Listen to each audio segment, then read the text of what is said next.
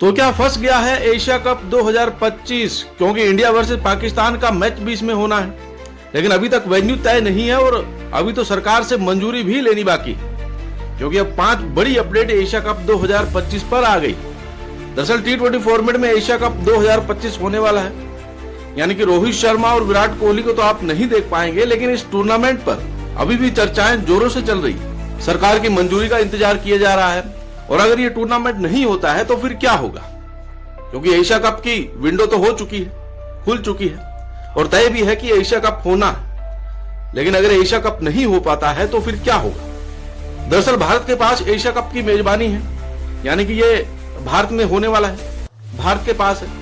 अब सितंबर में टूर्नामेंट हो सकता है, ये कहा जा रहा है कि सितंबर में इस टूर्नामेंट को शुरू कर देंगे। पाकिस्तान भी इस टूर्नामेंट में शामिल है। अब सोचिए कि भारत में अगर ये टूर्नामेंट है और पाकिस्तान आ रहा है तो भारत में तो मैच नहीं होगी। ऐसे में एक न्यूट्रल वेन्यू पर पूरा एशिया कप हो सकता है। जो रिपोर्ट सामने आई, भारत एशिया कप के लिए अब यूएई जा सकता है। अक्सर हम देखते हैं कि कोविड आता है या फिर कोई ऐसा टूर्नामेंट है जहां पे पाकिस्तान शामिल है, तो फिर जो है मैचेस यूएई में ही होते हैं, हाइब्रिड मॉडल पे हो जाते। लेकिन ये पूरा टूर्नामेंट शिफ्ट हो जाएगा यूएई में। बीसीसीआई को इसके लिए सरकार की सलाह लेनी होगी। आप सरकार से भी पूछेंगे कि अगर आप हमें परमिशन देते हैं तो हम टूर्नामेंट यहीं करवाते, अगर आप नहीं देते तो फिर हम बाहर जाते। अब 5 सितंबर को एशिया कप का आगाज है। ऐसी रिपोर्ट सामने आई है कि पहला मैच खेला जाएगा 7 सितंबर को। भारत और पाकिस्तान का मैच भी लगभग तय किया जा रहा है, ये भी शेड्यूल में है। पहलगांव हमले से पहले यूएई में वेन्यू तय था। अब कुछ लोग ये कहेंगे कि पहलगांव हमले के बाद ये सारी चीजें हो रही हैं, प्लानिंग हो रही है, तो ऐसा नहीं है।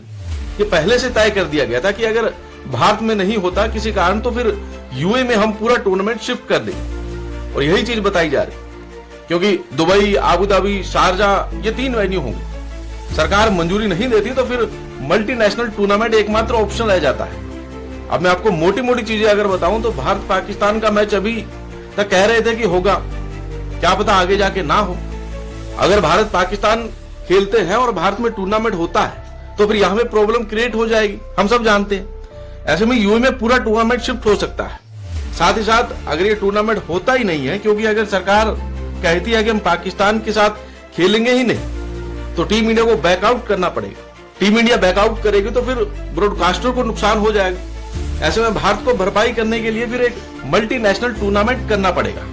ये ऑप्शन रह जाएगा इनके पास, जिसमें खुद इंडिया भी हो जाएगी। श्रीलंका, बांग्लादेश, अफगानिस्तान, पाकिस्तान को दूर कर दिया जाएगा। ये सारी चीजें अभी बांग्लादेश में मीटिंग होनी थी। बीसीसीआई ने एशियन क्रिकेट काउंसिल से भी दरख्वास्त की है कि हम बांग्लादेश में मीटिंग नहीं करेंगे, वेन्यू चेंज कीजिए। तो ये सारी चीजें अभी चल रही हैं। तो अगर सरकार मंजूरी देती है तभी एशिया कप हो पाएगा, और अगर सरकार मंजूरी नहीं देती तो फिर एशिया कप की जगह मल्टीनेशनल टूर्नामेंट हमें देखने को मिलेगा।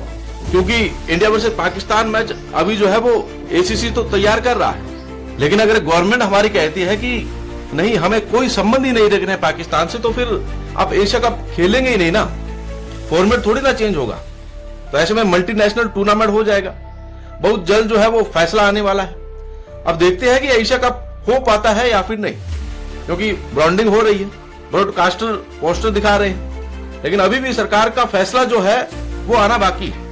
उसके बाद ही सब कुछ क्लियर हो पाएगा। आपको क्या लगता है कि एशिया कप 2025 देखने को मिलेगा या फिर नहीं? कमेंट जरूर करें।